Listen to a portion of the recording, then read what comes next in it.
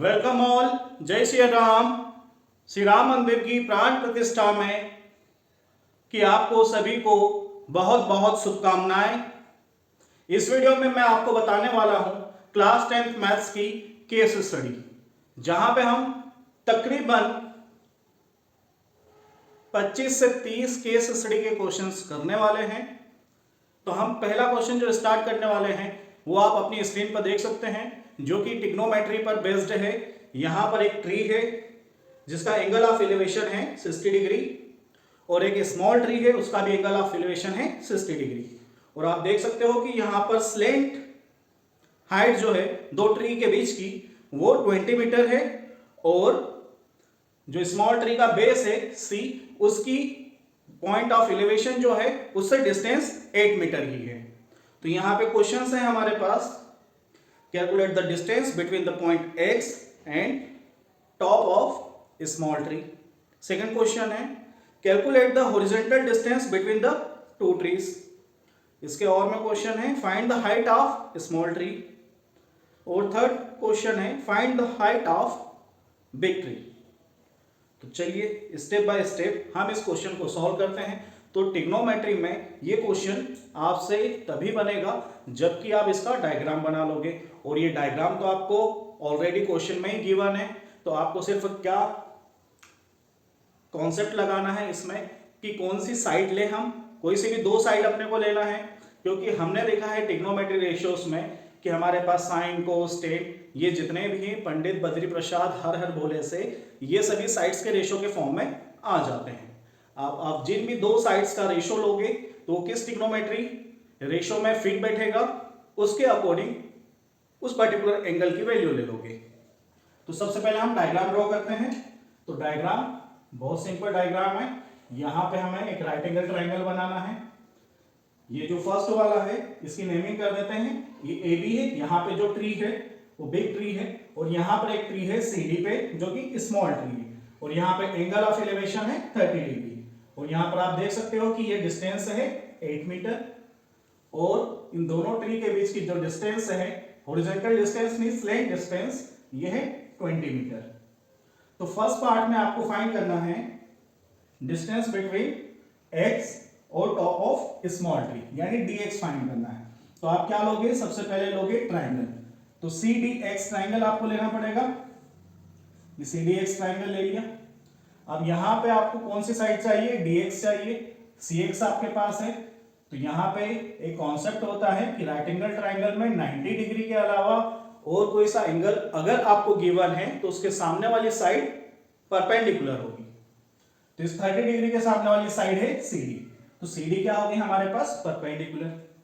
तो ये CX कैसी साइड होगी, बेस, और 90 के सामने तो ऑलवेज हाइपोटेनियस होता है। तो यहां पे हमारे पास है बेस और हाइपोटेनियस। तो बेस अपॉन हाइपोटेनियस यहां पे लिख देते हैं हम, और base upon hypotenuse Pandit Badri Prasad हर हर भोले। इसमें अगर देखें तो बेस और हाइपोटेनियस सेकेंड वाला है, और सेकेंड वाला हमारे पास कौन सा होता है, कोस। पहले वाला कौन सा होता है, साइन थीटा, और थर्ड वाला कौन सा होता है हमारे पास, टेन थीटा। तो यहां पे हमें लेना पड़ेगा कोस थीटा। एंगल की वैल्यू हमें गिवन है, कितनी है, 30 डिग्री। तो आपको ट्रिग्नोमेट्री टेबल याद होनी चाहिए। आप मेरी प्रीवियस वीडियो में देख सकते हैं कि इस तरीके से ट्रिग्नोमेट्री टेबल बनाते हैं। बेस का पहले नाम लिखते हैं, क्या है, CX है, हाइपोटेनियस DX है। अब हम क्या करते हैं, cos 30 की वैल्यू यहां पर लिखते हैं। cos 30 की वैल्यू होती है √3/2। CX की वैल्यू 8, और ये जो DX है इसकी वैल्यू हमें फाइंड करनी है। अब क्रॉस मल्टीप्लाई करना है, तो 2 डिनोमिनेटर से न्यूमिनेटर के मल्टीप्लाई में जाएगा। √3 को अभी यहीं रहने देते हैं। तो हमारे पास हो जाएगा √3 dx इक्वल टू 16। अब √3 को डिनोमिनेटर में अगर लेकर जाते हैं तो ये हो जाएगा 16/√3। अब हमें क्या करना पड़ेगा, रेशनलाइजेशन करना पड़ेगा। रेशनलाइजेशन का मतलब कि हमें डिनोमिनेटर में रूट की वैल्यू नहीं रहने देना है। तो ये हो जाएगा 16 √3 डिवाइड बाय 3। तो ये हमारे पास आंसर हो जाएगा कि इस x की पॉइंट ऑफ एलिवेशन जो हमारे पास है ग्राउंड पर, उसकी स्मॉल ट्री के टॉप से कितनी डिस्टेंस है, तो 16√3/3। नोट डाउन करिए।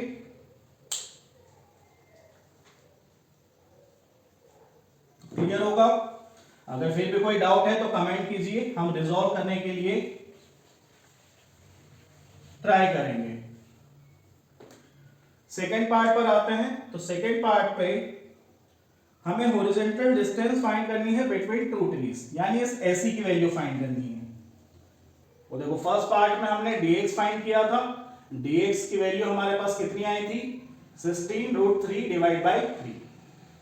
तो हमारे पास जो bx आएगा वो किस तरीके से आएगा, हम bd और dx इन दोनों को ऐड कर देंगे तो हमारे पास bx की वैल्यू आ जाएगी। तो bd कितना है 20 और dx आया था 16√3/3।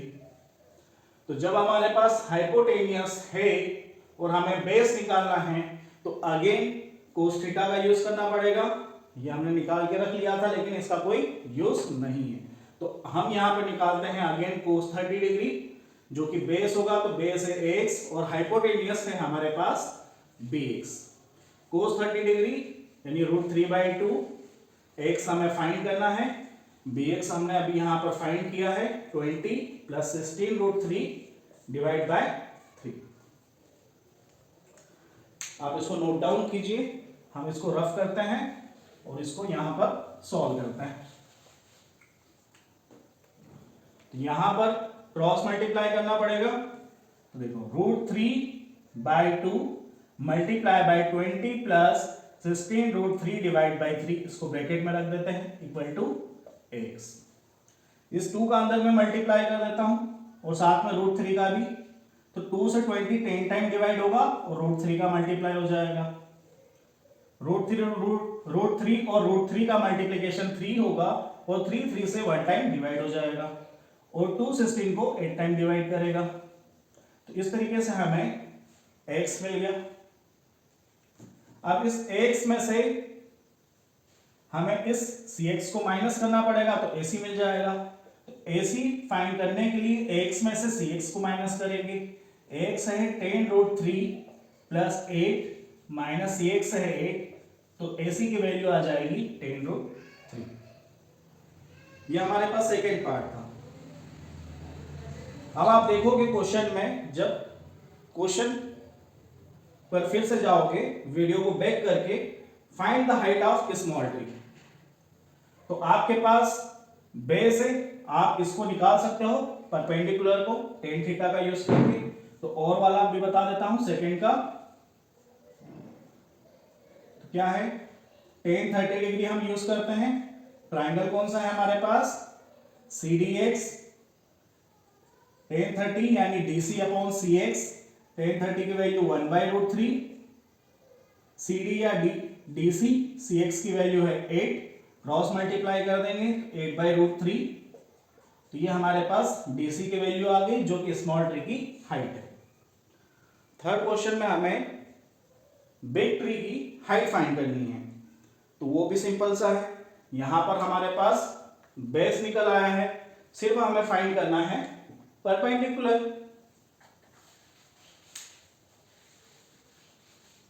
तो हम अगेन tan थीटा का यूज करेंगे और उस AB को फाइंड कर लेंगे। तो थर्ड पार्ट में ट्राइंगल यूज करेंगे हम ABX। यहां पे tan 30 डिग्री अगेन यूज करेंगे, हमारे पास परपेंडिकुलर है AB और बेस है X। tan 30 की वैल्यू 1/√3, AB की वैल्यू हमारे पास होगी, AB की वैल्यू हमें फाइंड करना है और X की वैल्यू हम अभी निकाल चुके हैं, कितनी है 10√3 + 8। अब हम इसका क्रॉस मल्टीप्लाई कर देंगे तो AB की वैल्यू मिल जाएगी। तो 10√3 + 8 डिवाइड बाय √3। अभी जैसे बोला था कि रेशनलाइजेशन करना पड़ेगा, तो इस √3 का रेशनलाइजेशन करते हैं। 10√3 + 8 divide by √3 multiply by √3 divide by √3। तो इस तरीके से ए बी की वैल्यू मिलेगी। अब हमें क्या करना है, √3 का अंदर मल्टीप्लाई करेंगे तो √3 और √3 का मल्टीप्लाई 3 हो जाएगा और 10 का 3 में मल्टीप्लाई होने से 30, 8 का √3 में मल्टीप्लाई करेंगे तो 8√3 और 3 का √3 से मल्टीप्लिकेशन 3 होगा। तो यहाँ पर हमें वैल्यू मिल गई है ए बी की। ये हमारे पास करेक्ट आंसर होगा। तो तीनों पार्ट के हमने आंसर कर दिए हैं। आई होप आप लोगों को समझ में आया होगा।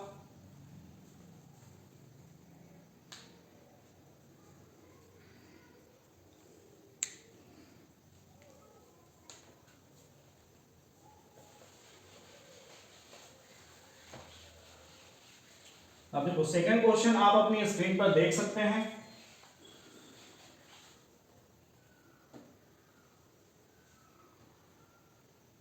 सेकंड क्वेश्चन है, आपके पास कोऑर्डिनेट ज्योमेट्री जैसी लाइंस बनी हुई है, वर्टिकल लाइंस बनी हुई हैं और वहां पर दो रनर्स रन कर रहे हैं। तो to conduct the sports day activity rectangular shaped school ground ABCD lines are drawn. तो 100 फ्लावर पॉट्स रखे हुए हैं 1 मीटर के डिस्टेंस पर, 1-1 मीटर की डिस्टेंस है उन फ्लावर पॉट्स में। और आप देख सकते हैं यहाँ पे सारिका सेकेंड लाइन में रन कर रही है और उसके पास ग्रीन फ्लैग है। प्रिया 8th लाइन में रन कर रही है और उसके पास रेड फ्लैग है। और फिर हमें बताने हैं, यहाँ पे डायग्राम भी देके रखा है और उसके क्वेश्चंस बताने हैं। फर्स्ट क्वेश्चन है कि what coordinates you will use for green flag. Green flag के लिए हम कौन से कोऑर्डिनेट यूज करेंगे। तो कोऑर्डिनेट जब भी हम किसी पॉइंट का निकालते हैं तो सबसे पहले उसका एक्स कोऑर्डिनेट लिखते हैं, देन आफ्टर उसका वाई कोऑर्डिनेट लिखते हैं। तो जो वाई एक्सिस से डिस्टेंस होती है ये एक्स कोऑर्डिनेट की इक्वल होती है और एक्स एक्सिस से, जैसे ये एक्स एक्सिस है, इस एक्स एक्सिस से जो डिस्टेंस होगी उसको हम बोलते हैं वाई कोऑर्डिनेट। तो यहां पर हम देखेंगे डायग्राम में कि इस ग्रीन फ्लैग के क्या कोऑर्डिनेट हैं। सेकंड क्वेश्चन में ग्रीन फ्लैग और रेड फ्लैग के बीच की डिस्टेंस निकालनी है। तो ग्रीन फ्लैग और रेड फ्लैग इन दोनों के कोऑर्डिनेट्स पहले फाइंड कर लेंगे और डिस्टेंस फॉर्मूला लगाकर उन दोनों के बीच की डिस्टेंस निकाल लेंगे। और उसके और में ग्रीन फ्लैग और ब्लू फ्लैग के बीच के कोऑर्डिनेट्स निकालना है हमें।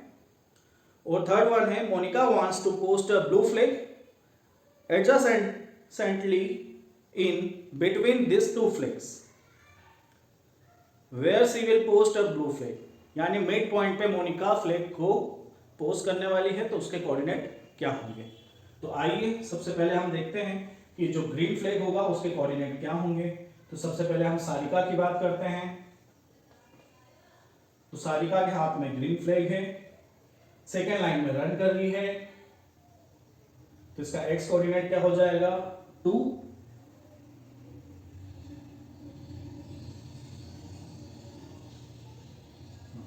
ये क्वेश्चन इनकम्प्लीट है तो यहां पे हम क्या करते हैं, ये सेम टू सेम एनसीईआरटी का क्वेश्चन है। तो वहां पर कुछ इस तरीके से ये देके रखा है कि ये जो डिस्टेंस है सारिका की, वो जो टोटल डिस्टेंस एडी है उसकी 1/4 है। तो जो एडी डिस्टेंस है वो 100 मीटर ही है तो उसका 1/4 कितना होगा 25। यानी सारिका के ग्रीन फ्लैग के कोऑर्डिनेट हमारे पास कितने हो जाएंगे 2,25। अब हम बात करते हैं रेड फ्लैग की। तो यहां पर हमारे पास प्रिया 8th लाइन में रन कर रही है तो उसका एक्स कोऑर्डिनेट 8 हो जाएगा। और यहां पर भी फिर वाई कोऑर्डिनेट की बात आती है तो वो इंफॉर्मेशन एकदम मिसिंग है इस केस स्टडी से। तो इसको एनसीईआरटी एक्सरसाइज का 7.2 का या 7.1 का ये एज इट इज डायग्राम बना हुआ है और साथ में वाई कोऑर्डिनेट की इंफॉर्मेशन भी दी है। तो यहाँ पे वाई कोऑर्डिनेट को ये बताया है कि जो टोटल डिस्टेंस है उसका 1/5 है। तो 100 का 1/5 कितना होगा 20। तो यहाँ पे हमारे पास रेड फ्लैग के कोऑर्डिनेट आ गए हैं 8,30 और ये प्रिया के पास है। तो हमें ग्रीन और रेड फ्लैग के बीच डिस्टेंस फॉर्मूला लगाना है। पहला क्वेश्चन तो यूं ही हो गया, सिर्फ ग्रीन फ्लैग के हमें कोऑर्डिनेट बताने थे। सेकंड क्वेश्चन में हमें डिस्टेंस फॉर्मूला लगाना पड़ेगा और डिस्टेंस फॉर्मूला बहुत इजी होता है, x2 minus x1 whole square plus y2 minus y1 whole square. दोनों कोऑर्डिनेट्स गिवन है, इनके बीच की डिस्टेंस निकाल लेते हैं। 8 minus 2 square plus 20 minus 25 square. तो 8 माइनस 2 6 का स्क्वायर 36, 20 माइनस 5 5 का स्क्वायर 25। तो यहाँ पर हम देखेंगे हमें कितना मिलेगा, स्क्वायर रूट 61। हो सकता है कि y कोऑर्डिनेट में कुछ मैंने इंफॉर्मेशन जो दी है उसमें आगे पीछे हो सकता है, तो एक बार उस पर्टिकुलर क्वेश्चन को आप देख सकते हैं। तो फर्स्ट हो गया, सेकंड हो गया, अब थर्ड पर आते हैं। अच्छा, इसका और का भी है, तो यहाँ पे ब्लू फ्लैग के कोई भी इंफॉर्मेशन नहीं दी है, तो अभी ब्लू फ्लैग के लिए छोड़ दीजिए। हम बात करते हैं थर्ड क्वेश्चन की, जहां पे मोनिका के पास ब्लू फ्लैग है और इन दोनों फ्लैग के मिड में वो पोस्ट करना चाहती है, यानी मिड पॉइंट निकालना है। तो मिड पॉइंट का हमारे पास फॉर्मूला होता है x1 plus x2 divide by 2 plus y1 plus y2 divide by 2। x1 x2 तो 2 प्लस 8 हमारे पास हो जाएगा डिवाइड बाई 2, और यहाँ पे 25 plus 20 divide by 2, 10 divide by 2 comma 45 divide by 2। तो यहाँ पे आ जाएगा 5 कॉमा 45 डिवाइड बाई 2। ये किसके कोऑर्डिनेट हो गए, ब्लू फ्लैग के।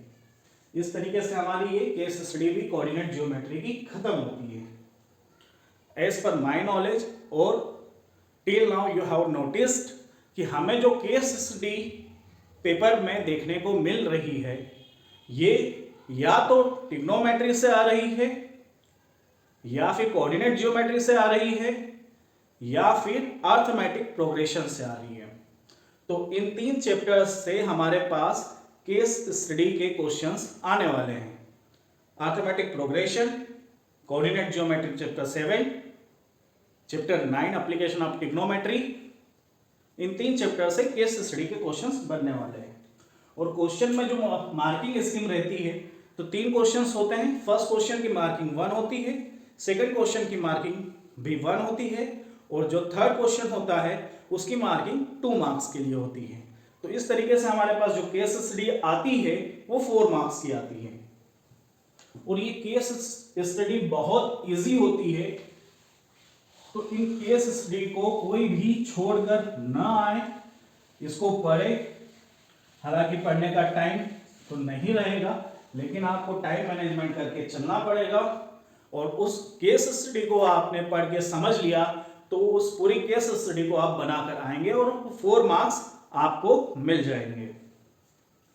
चलो, तो अब हम देखते हैं इस वीडियो का लास्ट क्वेश्चन, जो कि है अर्थमेटिक प्रोग्रेशन पे। आप अपनी स्क्रीन पर देख सकते हैं, मैं पूरा क्वेश्चन न पढ़ते हुए उसके कॉन्सेप्ट पे आप पे बात करने वाला हूं। India is competitive manufacturing location. तो यहां पर मैन्युफैक्चरिंग से रिलेटेड केस स्टडी है। तो यहां पे हमें किस बारे में बताया है, मेन पावर के बारे में बताया है और इंजीनियरिंग कैपेबिलिटीज के बारे में बताया है। तो यहां पे प्रोडक्शन ऑफ टीवी सेट के बारे में बात हो रही है, जो कि इंक्रीज होते हैं यूनिफॉर्मली एवरी ईयर, यानी जो हमारा कॉमन डिफरेंस होता है हर साल जिस तरीके से बढ़ेगा, वो कॉमन डिफरेंस एक कांस्टेंट रेट से बढ़ता जाएगा। तो ये 6th ईयर्स में 16,000 सेट्स प्रोड्यूस करते हैं और 9th ईयर में 22,600 टीवी सेट्स प्रोड्यूस करते हैं। तो ये तो बहुत ही सिंपल सा क्वेश्चन दे दिया कि ये 6th ईयर्स में कितने टीवी सेट्स प्रोड्यूस करते हैं, 16,000, और 9th ईयर में 22,600।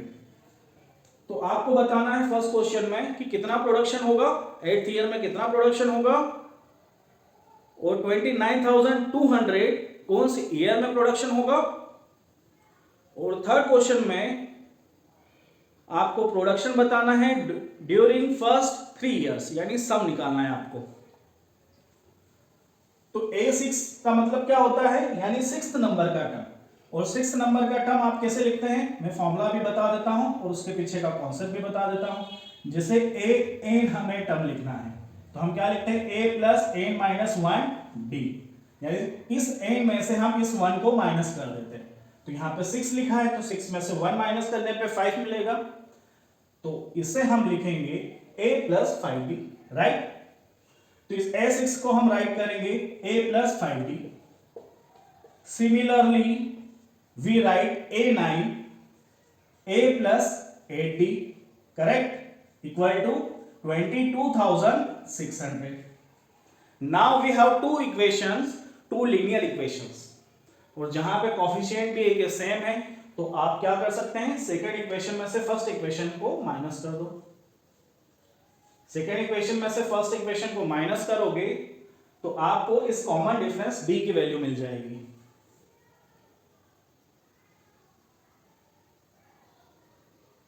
तो इसको सॉल्व करते हैं, सेकंड में से फर्स्ट को माइनस करते हैं, equation second minus equation first.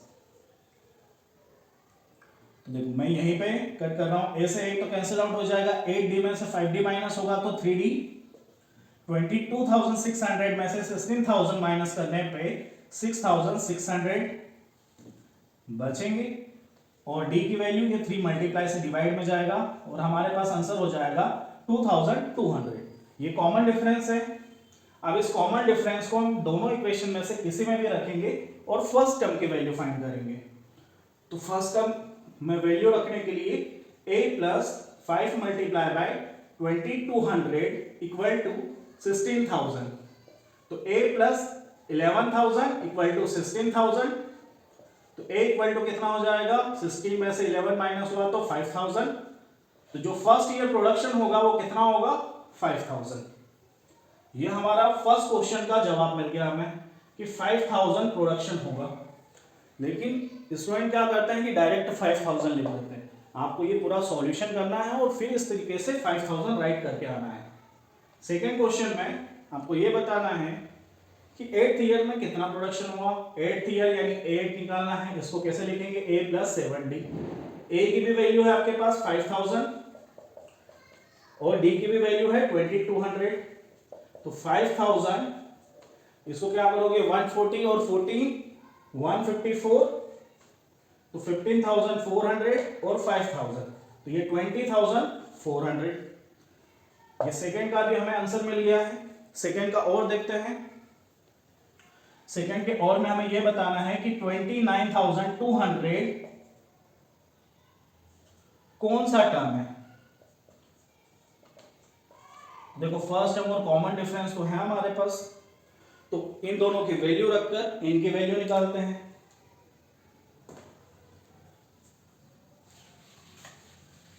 Video को बैक करके आप इसको नोट डाउन कर सकते हैं, पॉज करके आराम से। तो यहाँ पे 29,200 is equal to 5,000 plus n minus 1, d is 2200। 5,000 को इसमें से माइनस करने पर 24,200 is equal to n minus 1 2200। ये 20 से डिवाइड हो जाएंगे, 22 से इसको डिवाइड करते हैं तो 1 टाइम 2 इधर गया तो ये 22 हो जाएगा, तो ये भी 1 टाइम n माइनस 1। यहाँ पे ये -1 का ट्रांसपोज होगा तो ये 11 से 12 हो जाएगा, यानी आफ्टर 12 ईयर जो प्रोडक्शन है टीवी का वो 20,200 पहुंच जाएगा। ये आपका सेकेंड का और का भी क्वेश्चन हो गया। अब हम बात करते हैं थर्ड क्वेश्चन की तरफ, जिसमें ये बताया है कि फर्स्ट 3 इयर्स में टोटल प्रोडक्शन कितना होगा। तो फर्स्ट ईयर में प्रोडक्शन कितना है 5,000, सेकेंड ईयर में 2,200 और ऐड कर दो इसमें तो 7,200, देन अगेन 2,200 और ऐड कर दिया तो 9,400। आप इन तीनों को ऐड कर दो तो कितना हो जाएगा 5 7 12 12 9 21, तो 21,200 और 400 600। तो ये हमारे पास फर्स्ट 3 इयर्स में टीवी का प्रोडक्शन हो जाएगा। I hope this video will help you to study case study, और ऐसे ही वीडियो हम टिल द एग्जाम अपलोड करते रहेंगे तो stay connected with us and subscribe my channel. Thank you so much.